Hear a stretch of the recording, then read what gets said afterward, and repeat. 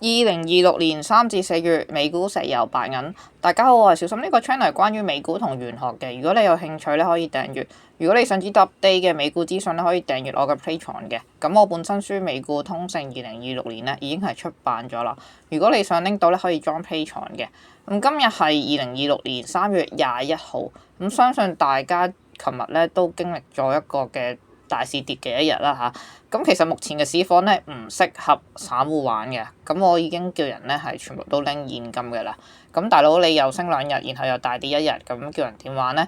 未來嘅2至3星期咧，市場都會呈現係多空嘅雙殺格局啦。雖然反反覆覆咧都係向下，咁但係咧做空咧又會被夾啦。咁不如等待良好嘅機會啦。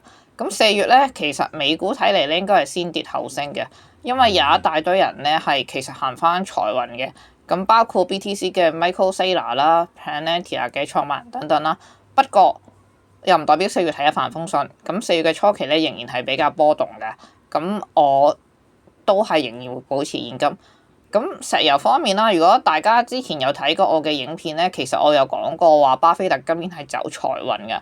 咁而石油股雪佛龍咧係佢嘅最大持股之一啦。咁所以預計咧係利好石油股㗎。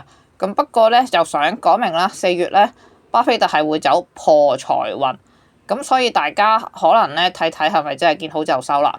嗱，金銀方面啦，黃金白銀就最近就一直跌跌不休啦。咁之前啦朋友就奇瞞過啦，白銀喺5月初咧會有進一步嘅即係大嘅跌幅嘅。咁之前其實都有分析師講過啦，其實由於係白銀嘅波幅係比較大啦，喺2008年嘅雷曼事件嘅時候咧。白銀雖然係因為避險咧而即係升到50蚊，咁後嚟咧都係跌翻11蚊啦。咁所以其實今年咧都真係會比較難玩啲嘅嚇。